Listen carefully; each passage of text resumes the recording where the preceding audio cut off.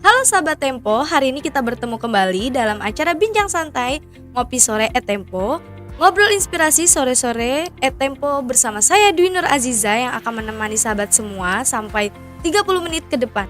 Obrolan seru ini akan mengangkat isu-isu yang menarik di sekitar kita dan cerita yang bisa memberikan inspirasi bagi kita semua. Anda bisa saksikan di YouTube Tempo.co dan Facebook Tempo Media. Sahabat Tempo, festival musik terbesar di Indonesia yaitu Java Jazz Festival akan hadir dalam waktu dekat, yaitu pada tanggal 2-4 Juni 2023. Kita tahu Java Jazz tak hanya pesta musik bergenre jazz saja, tapi beragam genre musik tersaji di sana, yang dibawakan oleh artis internasional maupun dalam negeri. Nah, ngopi sore kali ini mengundang salah satu penampil di panggung Java Jazz, yaitu penyanyi Indonesia yang baru-baru ini meluncurkan album perdananya. Ia adalah Ryan Pono.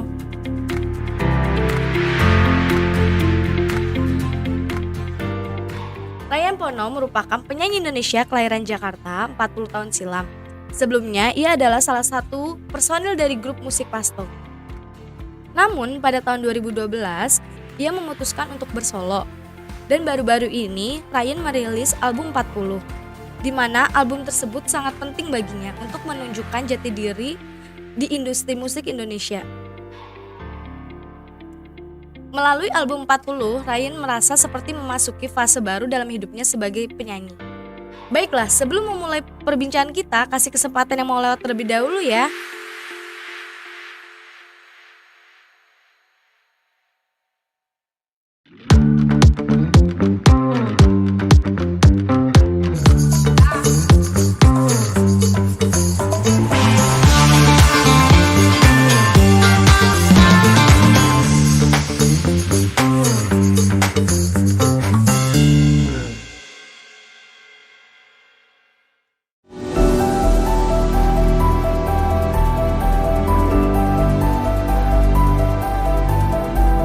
Tempo menjadi media yang pertama kali kepada bocoran aspirasi gila yang tentang. Pengesahan RKUHP ini memang tak hanya membuat was-was. Yang dikomentari itu adalah cover story koran Tempo pada tanggal.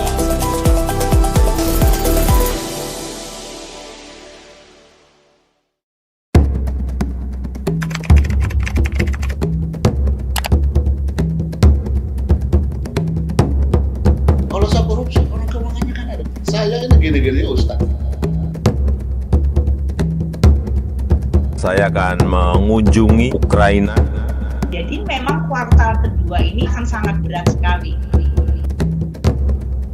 Ini panitia rakyat ya. Saya juga rakyat.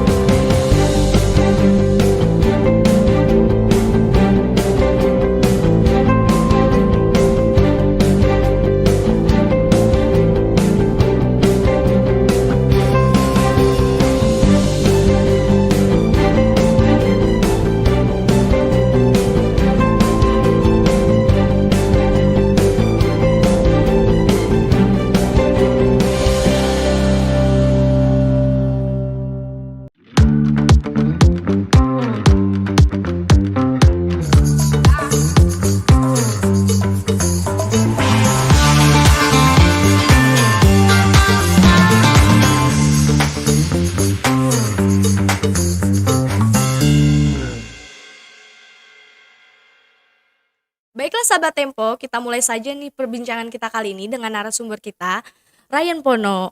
Halo Mas, apa kabar? Kabar baik, apa kabar? Baik. Biasanya lebih enak dipanggil Ryan atau Pono nih Mas? Ryan dong, karena Ryan. Pono itu nama keluarga ya. Gitu. Bisa diceritain gak sih Mas, genre musik Mas Ryan sendiri tuh seperti apa sih? Sebenarnya benang merahnya tetap pop ya, tapi memang dari awal berkarir itu memang referensinya sudah ke R&B gitu. Jadi kalau misalnya R&B zaman aku kecil itu musik 80-an 90-an tuh semua R&B itu ada mengandung unsur popnya juga gitu. Jadi itulah yang sampai hari ini aku usung gitu, R&B pop. Oh, R&B pop ya Mas. Terus dulu bagaimana sih Mas perjalanan masuk ke industri musik itu? Aku masuk industri awal itu bisa dibilang memulai karir profesional itu tahun 2002 ya. Itu langsung bersama grup terdahulu saya Pasto itu. Gitu. Jadi tahun 2002 itu ketemu Pasto dan berproses sampai akhirnya rilis album pertama itu 2007 dengan format grup vokal berempat ya. Setelah rilis album pertama 2007, kemudian rilis album kedua bersama Pasto itu 2010 awal ya. 2009 atau 2010 awal itu dengan formasi duo. Kemudian aku hengkang dari Pasto 2012 dan akhirnya terus berkarir sampai akhirnya di Januari 2023 kemarin bisa rilis album solo pertama yang judulnya 40 itu. Baik Mas, aku sedikit penasaran nih. Kira-kira siapa sih Mas yang menginspirasi karya-karya Mas Ryan sendiri tuh? Sebenarnya kalau bicara inspirasi banyak ya, tapi kalau bisa dibilang jenis musik dan figur siapa aja yang paling menjadi inspirasi dan bisa dibilang jadi referensi sama perjalanan musik aku itu bisa dibilang banyak penyanyi-penyanyi dan produser songwriter kulit hitam dari Amerika sih. Salah satunya itu yang paling kuat menginfluence aku itu ada namanya produser songwriter singer Babyface namanya. Ya gitu, dan ada beberapa lagi, dan kalau di Indonesia itu jujur memang karena aku ini berdarah Indonesia Timur ya.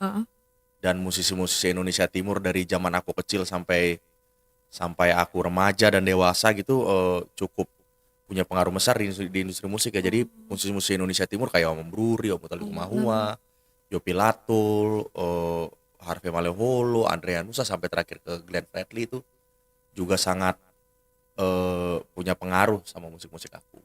Wah, ternyata banyak sekali ya yang menginspirasi Mas Ryan itu. Ya. Baiklah sahabat Tempo, kita sudah mendengar cerita awal dari narasumber kita. Akan kita lanjutkan ngopi sore setelah jeda berikut.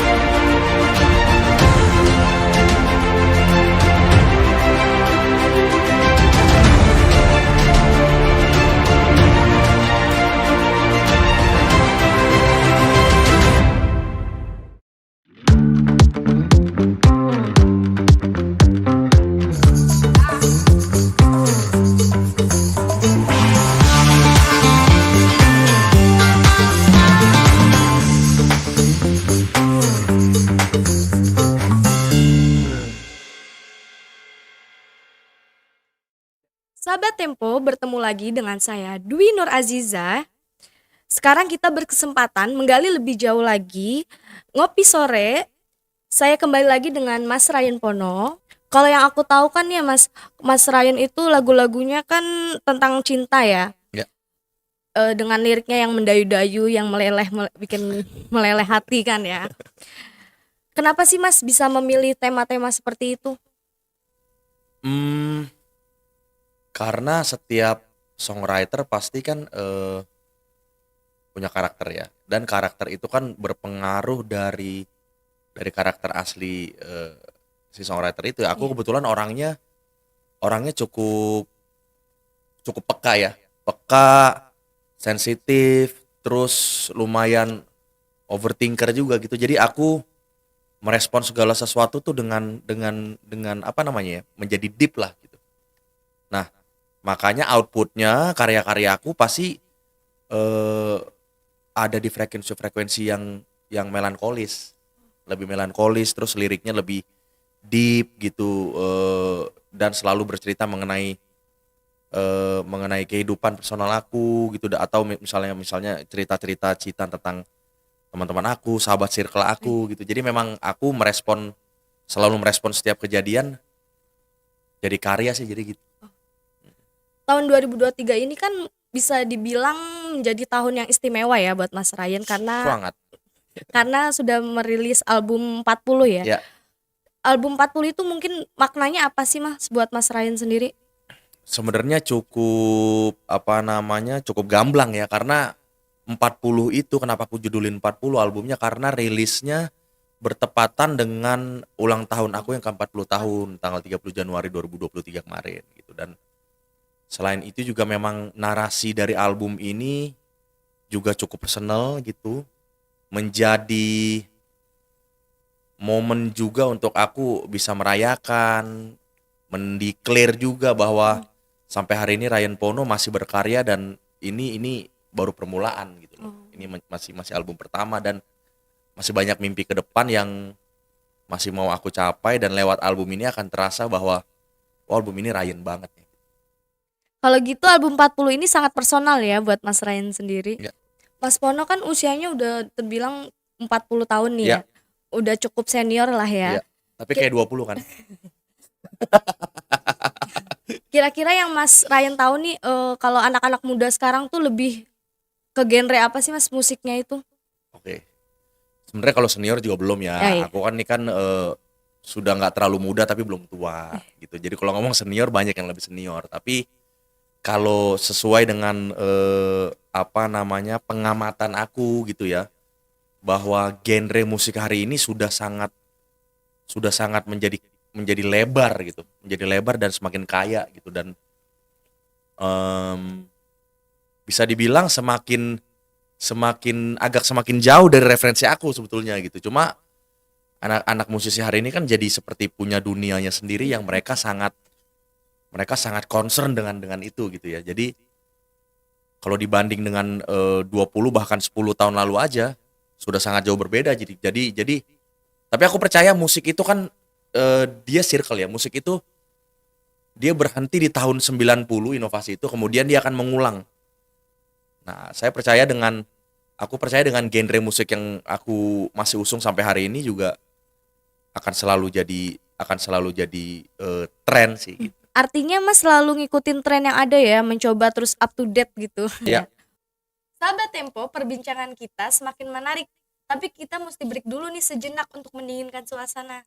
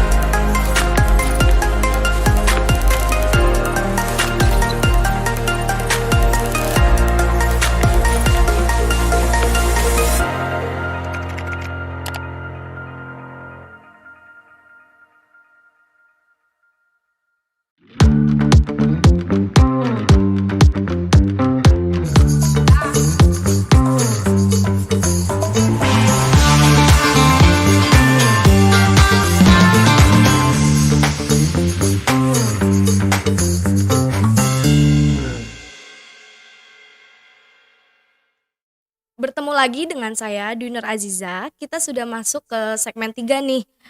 Ini adalah segmen terakhir di acara Ngopi Sore. Kita akan melanjutkan kembali obrolan kita mengenai seputar musik di program Ngopi Sore Talk Musik bersama Mas Ryan Pono. Oke Mas, lanjut nih ya. Mas Ryan, Anda kan gak cuma seorang penyanyi doang ya, tapi juga songwriter dan produser. Bahkan pernah jadi vocal director di Indonesian Idol. Seperti apa sih Mas tantangannya? Sebenarnya karena aku sudah lumayan lama menjalani apa namanya setiap profesi itu ya. Iya. Kan ujung-ujungnya musik sebenarnya. Jadi aku produser juga, songwriter juga, singer udah pasti, terus Iya. vocal director juga. Iya. Kalau ditanya tantangannya sebenarnya hampir nggak menemukan tantangan karena enjoy aja kan gitu, karena sudah terbiasa aku melakukan itu. Jadi sebenarnya tantangannya lebih gini, bukan secara teknis tapi lebih bagaimana aku mengadjust, memposisikan diri. Ada saatnya aku menjadi frontliner di panggung, menjadi sorotan gitu ya sebagai performer gitu. Ada saatnya aku jadi produser di belakang layar berarti. Ada saatnya aku menjadi songwriter, ada saatnya juga aku menjadi vocal director yang aku harus bagi ilmu ke talent-talent yang aku berkolaborasi sama mereka. Jadi sebenarnya pinter-pinter memposisikan diri aja sih. Gitu, karena biasanya kalau udah terbiasa menjadi sorotan gitu, biasanya di mana-mana mau pengennya jadi highlights terus gitu. Bahkan jadi psikiater juga katanya di Bukan psikiater sebenarnya, karena memang kan tense dan pressure di Indonesian Idol itu cukup kenceng gitu ya. Indonesian Idol itu bisa dibilang ajang pencarian bakat vokal yang paling kastanya paling tinggi gitu. Jadi pressure-nya cukup tinggi. Pressure lewat sosial media, pressure lewat activity, lewat kegiatan. Jadi aku lebih sebelum latihan tuh suka ngobrol sama mereka gitu, sama terutama di zamannya Lyodra, Tiara dan kawan-kawan itu ya. Aku lumayan ya, jadi makanya seperti seolah-olah jadi kayak psikiater lah gitu, karena ngobrol dulu, nangis dulu gitu, baru udah lega baru bisa latihan gitu. Kamu mau ikut idol?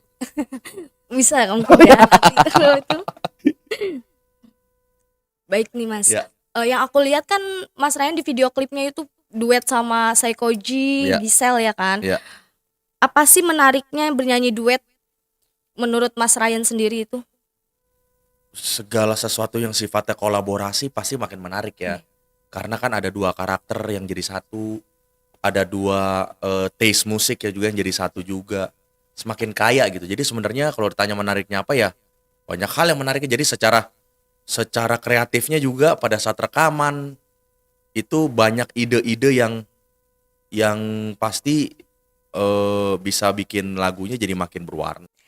Jadi kalau menurut Mas kolaborasi selalu menarik gitu ya, dan ada sesuatu yang terus bisa digali. Ya. Ini pertanyaan terakhir nih Mas.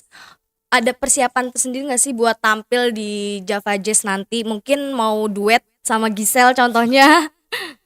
Jadi di Java Jazz nanti tuh tanggal 3 Juni itu aku akan showcase album 40 aku. Dan juga aku akan berkolaborasi dengan beberapa nama yang ada di album itu. Yang kalau mau tahu detailnya harus datang berarti gitu. Terus aku juga akan menghadirkan beberapa session, beberapa segmen juga yang juga sangat menarik dan tetap mengangkat hal yang jadi latar belakang seorang Ryan Pono dan personal buat seorang Ryan Pono. Jadi aku mengajak semua sahabat-sahabat lama gitu. Jadi di 1 jam penampilan itu aku cukup yakin kayaknya bunyi-bunyian seperti itu kayaknya cuma akan ada di panggungnya Ryan Pono aja. Tadi kan Mas Ryan ngomong nih ya, punya mimpi-mimpi kan. Mungkin Ya. bisa diceritain sedikit gak sih mimpi-mimpi itu apa aja? Ya kalau aku main musik udah 20 tahun ya, udah banyak juga pencapaian, udah banyak juga pengalaman. Tapi kalau ditanya mimpi jangka pendek yang sampai hari ini masih aku pengen banget tuh bisa terwujud tuh bisa punya konser tunggal. Konser tunggal yang besar, yang proper gitu, yang juga bisa menghadirkan semua konsep yang ada di kepala aku gitu. Dan kalau dalam waktu dekat juga sebenarnya udah ada beberapa mimpi yang sudah akan terwujud juga. Aku juga akan jalan tour nanti bulan Agustus akan tur 5 kota, tur album 40 Jalan Darat namanya. Itu kemana aja tuh Mas kotanya? Mungkin bisa dikasih tahu sedikit. Itu nanti aku akan naik bus keliling ke 5 kota di Indonesia. Jawa itu ada Bandung, Semarang, Jogja, Surabaya, Bali, Jawa Bali gitu turnya. Jadi akan memulai tur dari Jawa Bali dulu. Mungkin ada nggak sih Mas kalimat harapan di 2023 ini terutama dengan perkembangan musik dan komunitas jazz saat ini ke depannya itu mau kayak gimana sih Mas? Yang pasti musik Indonesia kan semakin maju ya. Semakin berkembang, talenta-talentanya juga semakin luar biasa. Jadi mudah-mudahan musik Indonesia itu bisa, musisi-musisi Indonesia bisa membawa musik Indonesia ke level yang berikutnya ya. Dan juga harapan besarnya adalah mudah-mudahan negara bisa semakin ikut campur dan berkolaborasi untuk bagaimana menciptakan ke depan itu infrastruktur untuk musik ekspor itu bisa berjalan. Itu jadi bagaimana caranya musisi-musisi Indonesia bisa berkolaborasi minimal dengan musisi-musisi Asia Tenggara misalnya. Saya yakin dengan itu dilakukan musik Indonesia akan makin maju dan saya sih percaya diri kalau musik Indonesia di Asia Tenggara aja cukup jadi panutan gitu ya. Gitu sih, dan terlebih juga untuk mungkin musik jazz atau R&B atau soul, musik-musik yang selama ini dianggap menjadi musik yang berat gitu ya. Makin hari semakin punya tempat untuk bisa punya porsi yang sama dengan musik yang ngetren hari ini. Sahabat Tempo, kalau mau lihat penampilannya Ryan Pono, langsung aja datang ke Java Jazz Festival tanggal 3 Juni 2023. Kami ucapkan terima kasih untuk Mas Ryan Pono udah hadir pada diskusi kita kali ini. Sukses selalu ya Mas. Thank you. Terima kasih atas waktunya sudah bergabung. Semoga diskusi tadi bermanfaat bagi kita semua. Sampai di sini kami temani para sahabat Tempo. Jangan lupa follow akun IG @tempo.co serta selalu kunjungi website Tempo Media Group www.tempo.co. Selalu baca majalah Tempo setiap minggu dan juga koran Tempo digital setiap harinya. Versi digitalnya bisa di-download di App Store atau Play Store Tempo Media untuk mencari informasi berita terupdate serta acara Tempo selanjutnya. Akhir kata, saya Dinur Azizah beserta seluruh kerabat kru yang bertugas dari studio produksi kampus Kreatif Politeknik Tempo pamit undur diri dan sampai jumpa.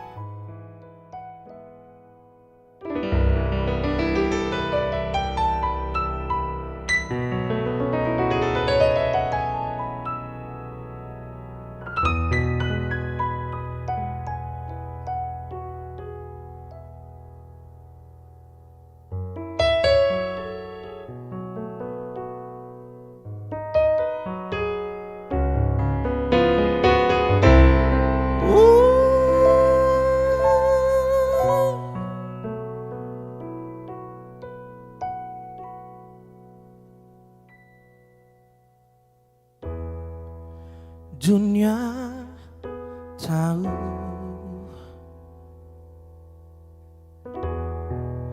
aku rindu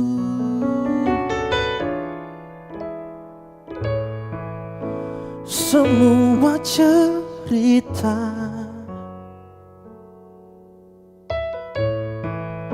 semua perjalanan kita. Sekali lagi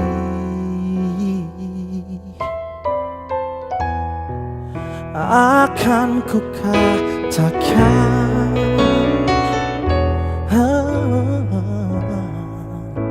tak ada yang berhak meminta padaku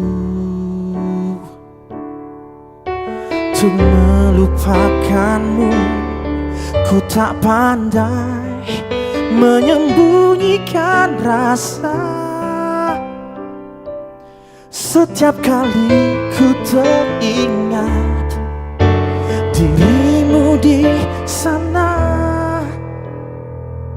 aku hilang semangat, rindu terasa menyengat. Sesaat aku tersadar tak ada lagi dirimu hilang. Oh, ragaku tuh, tapi tidak dengan hatiku. Kau bawa pergi separuh jiwaku.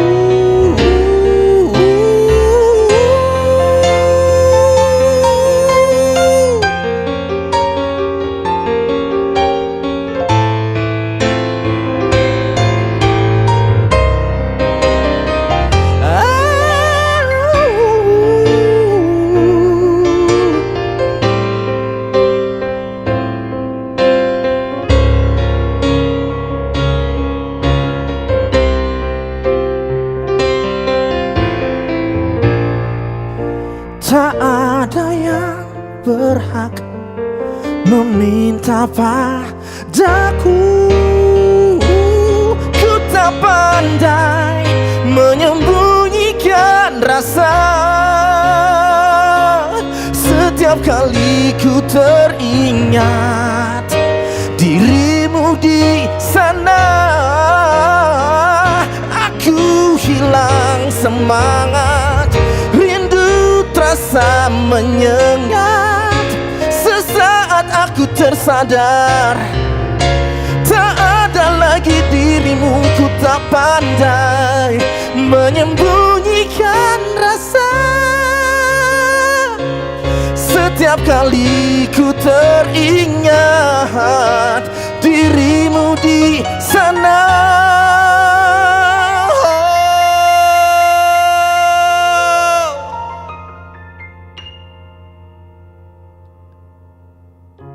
Aku hilang semangat, rindu terasa menyengat.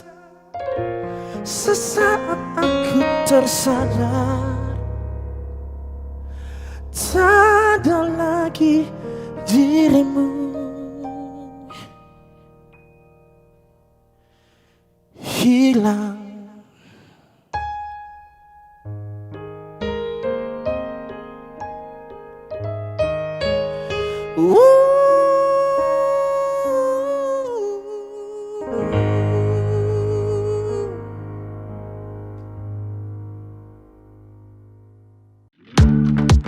Halo, saya Ryan Pono.